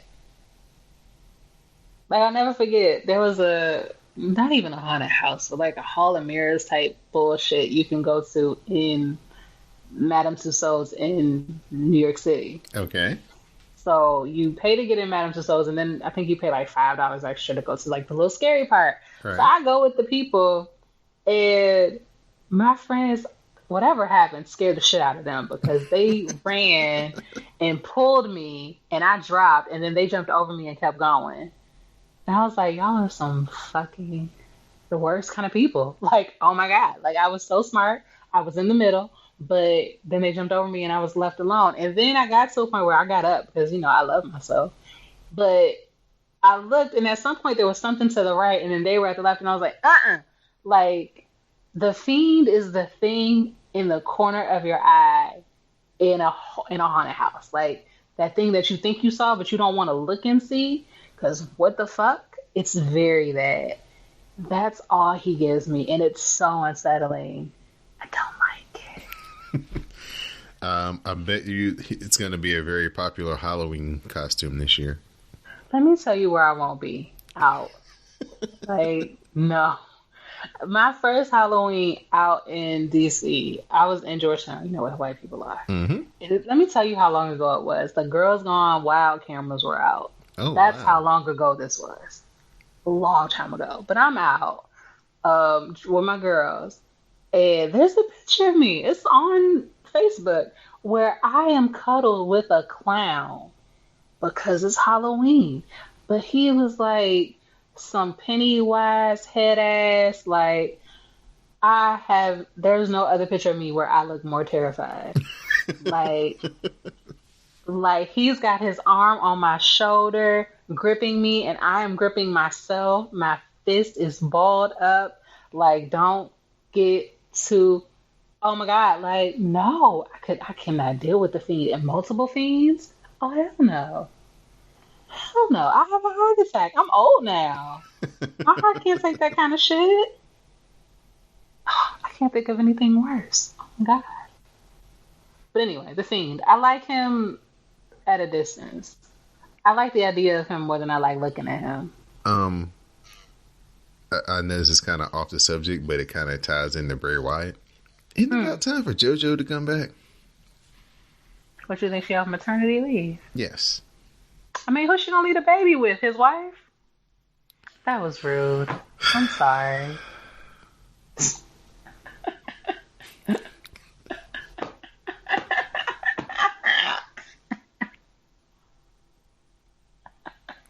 That would stink if JoJo would basically have to give up being a commentator just because she became a mom. I mean, who's gonna watch the baby? It's like a baby. It ain't even like a toddler. Yeah. She can't bring the baby on the road. Well, she can let the baby stay with her mom and sister. That means who is watching that baby? And then they're talking mad shit like he's not even fully divorced, and here you are. What is this? I'm just ready to say yes to JoJo again. I mean, she probably looks really amazing with the pregnancy, like postpartum weight, milk in the boobies. What? But probably twice the size it was before. But she don't got nobody to watch the baby. I can't imagine she'll be back. It's gonna take at least another month, I think. Okay. I think, because you don't want to leave a little baby alone that long. I would think. They'll figure something out. Hopefully she can get back to her job, though. Yeah, because these blondes are boring. I only see it for Renee. That other one can go. Other Renee? And their name Renee, too? I think her name is Kristen or something like that. There's another Renee. Who's the other Renee? That's Renee Michelle. But the other blonde-haired, skinny reporter girl, her name's like Kristen or something. See, that's too many. So we got Renee, and then the other blonde girl. Yeah, Renee Michelle. And then Kyla, and then Charlie, and then there's another girl. Or did she leave? It's too many of them. No, she got fired. Not Charlie, but the other girl. Yeah. No, I know Charlie's still there. Mm-hmm. I miss when Charlie was a bitch. Yeah, she's calmed it down a little bit. And it's like, I kind of enjoyed the attitude just because I feel like your backstage interviewer should have personality too. Mm-hmm. And, when she was a bitch, at least she wasn't neutral. Right. Like, it was just like, ooh. And then it's like, when somebody comes at you like that, at least you get a little spice to your character where you can be like, oh, you're doing a lot. Thank you so much. Yeah, because everybody's response was always like, they'd look at her before they answer like, really? Okay. Right. Which I enjoy. Add some special moments to it. But we digress. Chad Gable. That's a name I haven't said in months. Meets with Elias backstage, and Elias mocks him for being short and youthful. What have they done to Chad Gable? They made the man cut his hair. He looks so nondescript now. Like, he could be anybody. They got him out here not standing up for himself. He looked like a little bitch. Like, who are you? Like, was it the hair? Are you Samson right now? Like, what? Do we need to grow it back? So we need to get tracks for the baby. They have this thing called microlinks. We can do that for you. Like, what do you need? Tell me. We'll do it. Man, Chad Gable. The glass is looking great, though.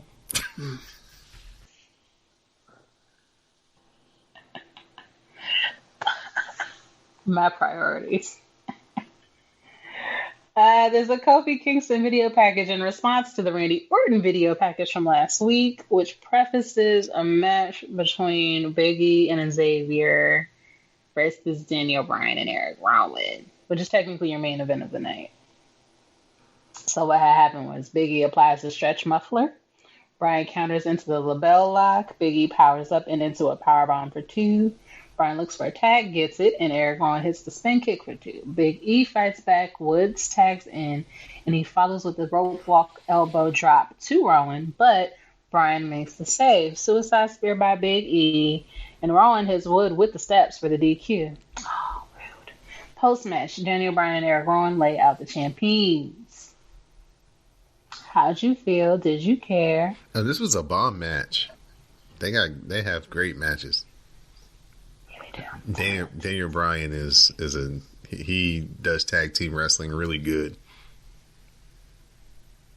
He makes Eric Rowan even like a good wrestler. Stand talent. Stand the New Day. Roman Reigns walks backstage and kicks everyone but Buddy Murphy out of the locker room.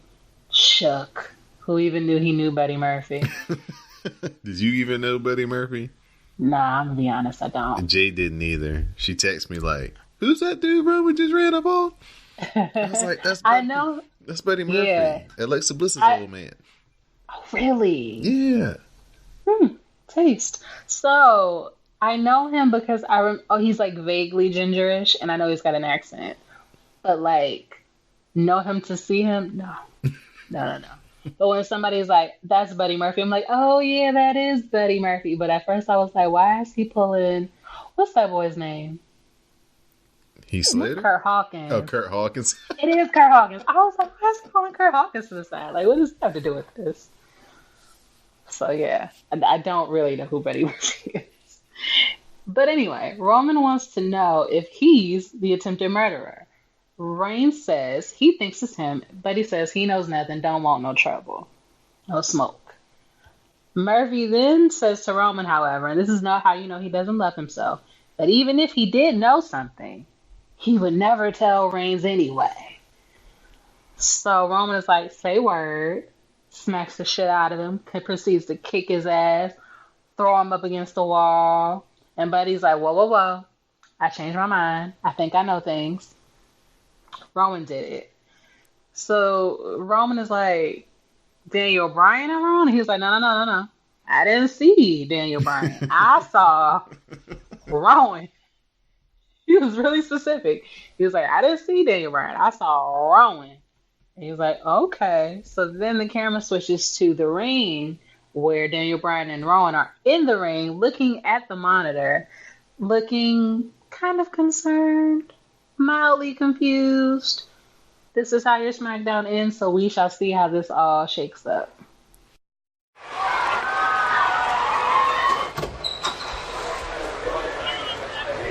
All right, I need everybody out. Everybody get out. No, buddy, you sit down. You ain't going nowhere. Out.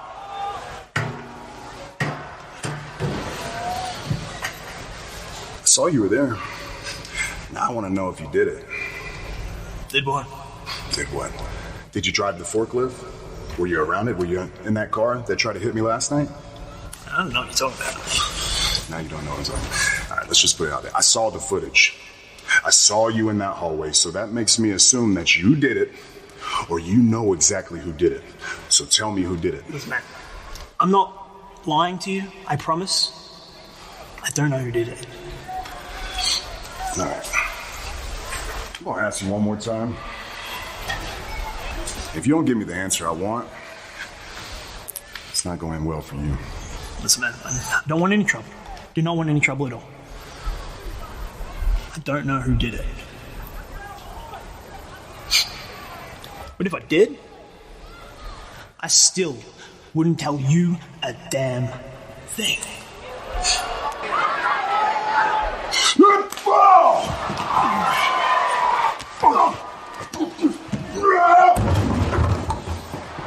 Who did it, huh?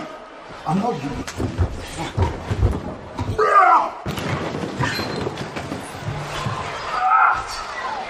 You sure you don't want to tell me, huh? I'm gonna ask you again. Who did it? Who did it? Tell me who did it. Who did it? I want a name. Rowan did it. Who? Rowan. You talking about Daniel Bryan and Rowan? I didn't see Daniel Bryan. I just saw Rowan. It ended kind of weird because this was like one of the few times where they needed like their overrun, where they needed like another 2 minutes or so. Yeah. But this even if just like a cameraman where Daniel Bryan could look at Aaron's like, what the fuck did you do? Right. But the only thing I could think about when he was like, it was Rowan, it was like, he did it for The Rock. That was the running joke on Twitter, like the whole time. Like, I bet it was Rikishi. My little blank ass going like, why would it be Rikishi? But then, y'all started adding the gifts, and I was like, oh, I see. That Roman is the best Roman they could ever present. Listen, badass Roman with the beard Roman is the only Roman that matters. The Roman that's like out here looking to whoop somebody's ass, and like he kicked all them niggas out, and where they go? They left.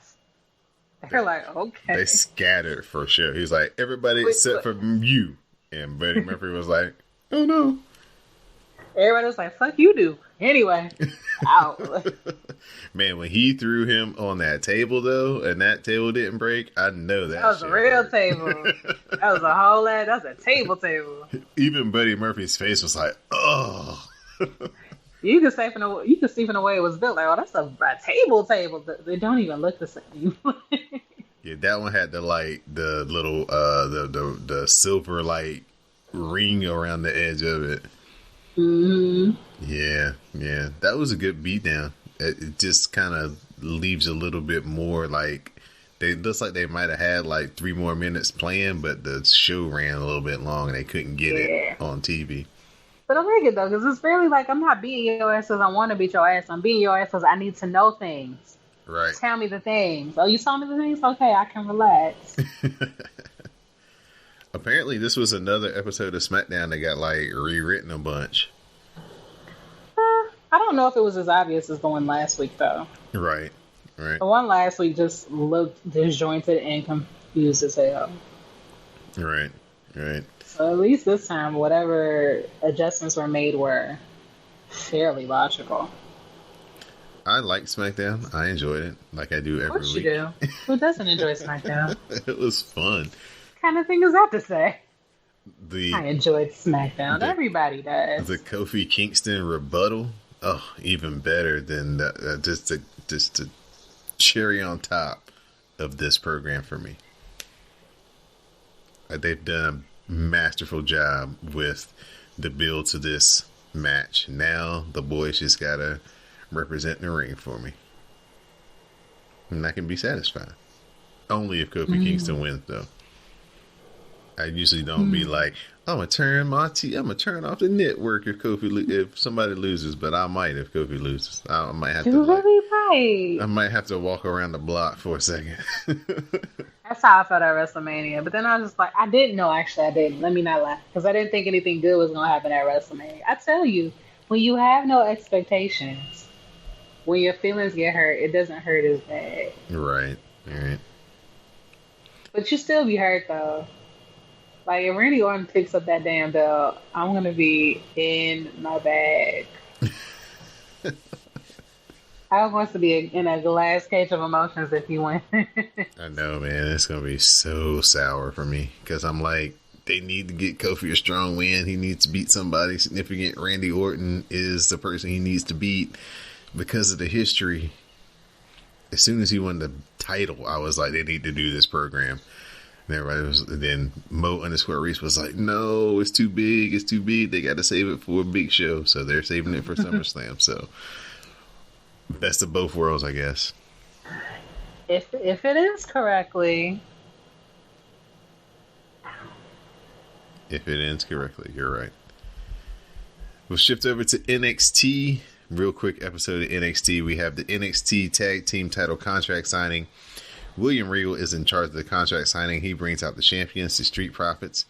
The Undisputed Era then arrive after they got a proper introduction from the Street Profits. Montez Ford called that man. He said, Kyle O'Reilly Auto Parts. And he called, who he called Bobby Fish? He called Bobby Fish somebody, but anyway, he was like, the Undisputed Era, the next team that's going to get their ass whooped by the Street Profits. So they come out. Bobby Fish mocks the champions for trying to be funny. Kyle O'Reilly says he chose not to laugh because it wasn't funny. Fish says that the Profits aren't on their level, but at least their autographs are in demand, and tells them to sign the contract. They're not only better than them, but they're also funnier than them. So the Undisputed tell a joke, The Street Profits are the NXT Tag Team Champions. Fish says that was funny and that it slayed him. Ford says that they shocked the system since arriving at NXT. They're always on TV and they've been on every TakeOver. They've beaten every team in NXT and are likely the best tag team in NXT history. But losing is not an option for the Street Profits at TakeOver. The only option for them is to win at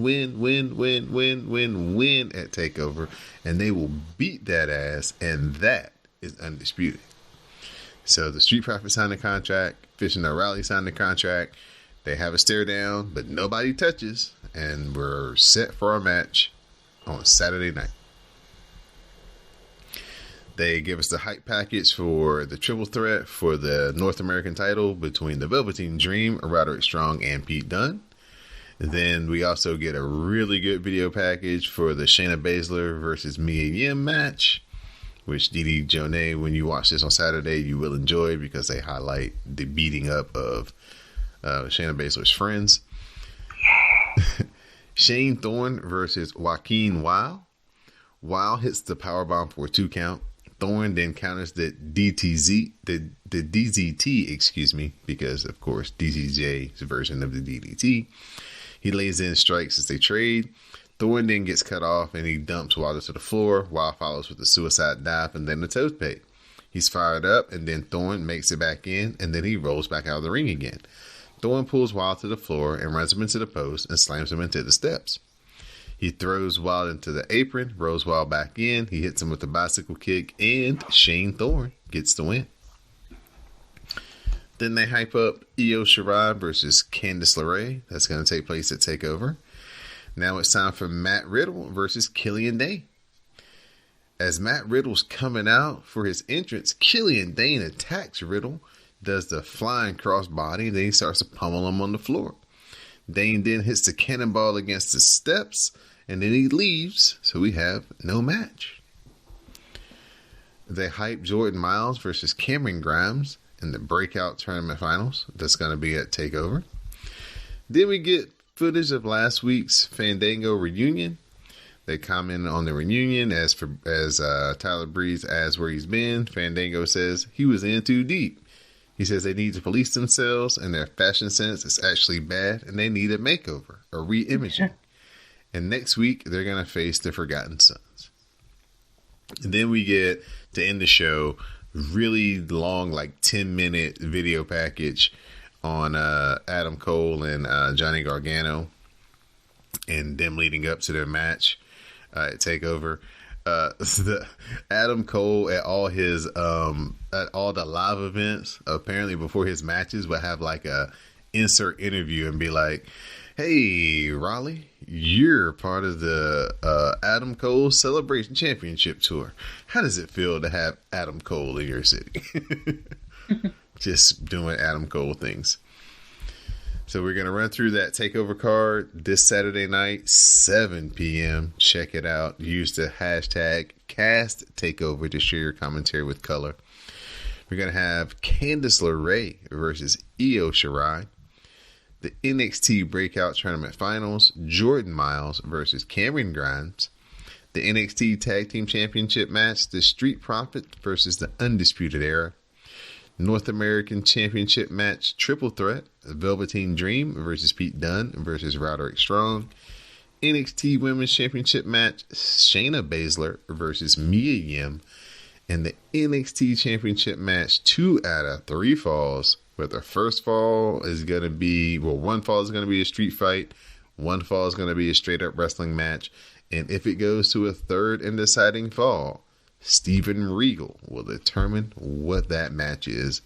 And it's going to be between Adam Cole and Johnny Gargano. Yes, this TakeOver has a chance to be awesome. The two women's matches, excited to see that. Represent for the ladies. I hope Trevor Lee, like I said last week, destroys Jordan Miles.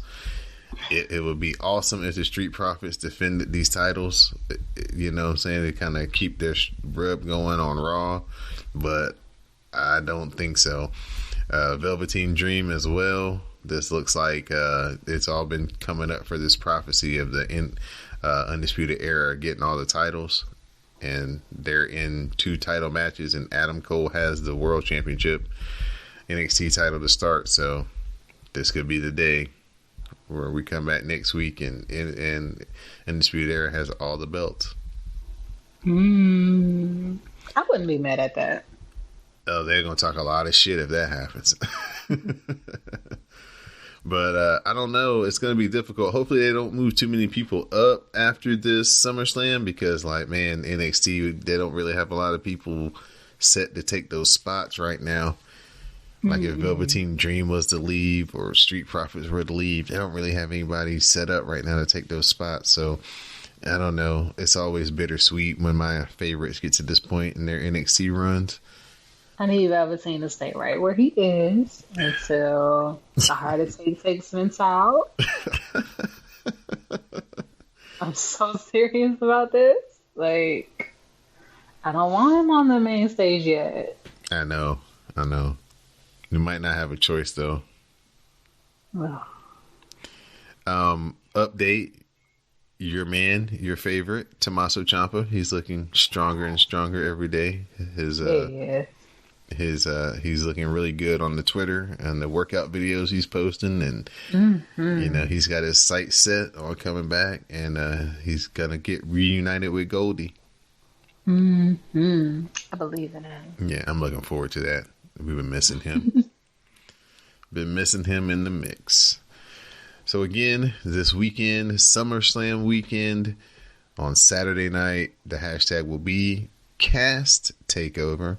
And then on Sunday for SummerSlam, the hashtag will be hashtag Summer of Slams. So please join us Saturday and Sunday in the live tweets and share your commentary with color. All right, Miss Didi Jonay, we've come to that time on the show where it's time for your shout outs and thank yous. Oh, shout out to Tatiana and Jade to the Max. Shout out. Is this a spider on my ceiling? My God. Shout out to him. Defying gravity, because what's gravity? Shout out to you. Shout out to Sam. Shout out to Greg and the baby. Shout out to Maurice. Yeah, that's it. All right. Before I get my shout outs and thank yous, just please support the sponsors over at CSPN.com. Or excuse me, CSPN.US, Amazon.com. Do some shopping. Support the sponsors. Keep the podcast free. Also, check out the Patreon page. Check out the Dark Match over on Patreon.com/CSPN Media. Just give a shout out to Miss Didi Jonay, Greg, Sam.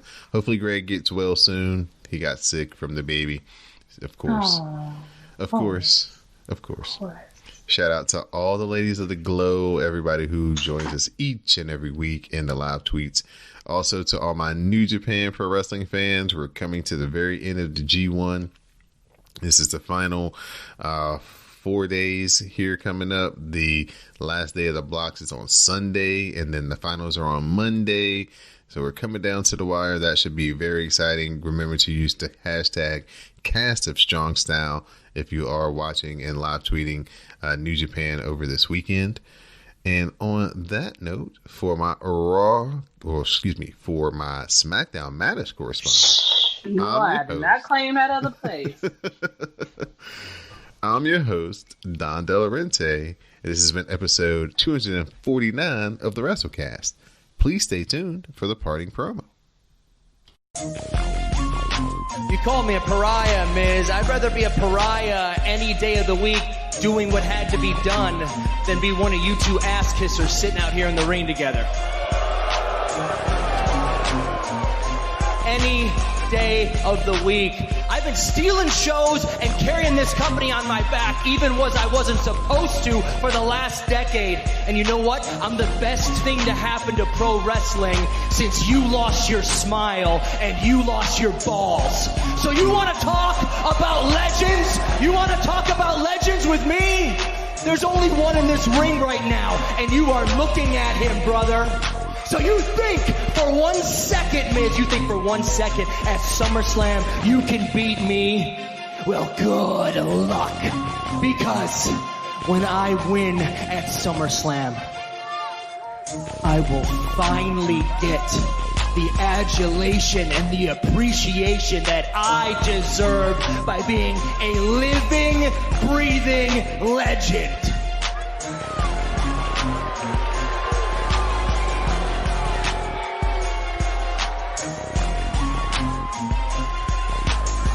You know what's amazing about you, Dolph? This has been your MO since you've gotten here. You poke, you prod, you push buttons, and you call names, but name calling didn't work in the 5th grade, and it's certainly not going to work now when I'm a grown-ass man. Let me explain something to you. You want adulation, you want appreciation, and if you feel you haven't gotten it and you've been here for over a decade, guess what? It's not the WWE Universe, it's not the Superstars, it's not the Legends, it's you! And I cannot wait to get my hands on you next Monday night on Raw.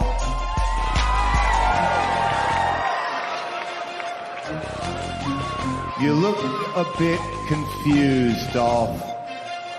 See, you didn't read the fine print of that contract. See, I was thinking for the past week, you know, I'm going to have many future SummerSlam moments.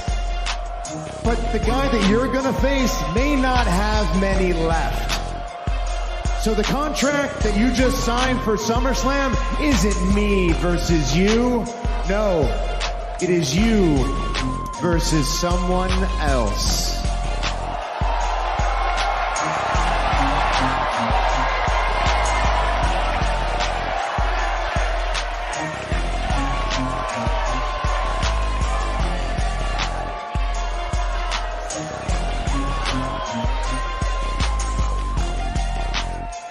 Well, Dolph, it's not me.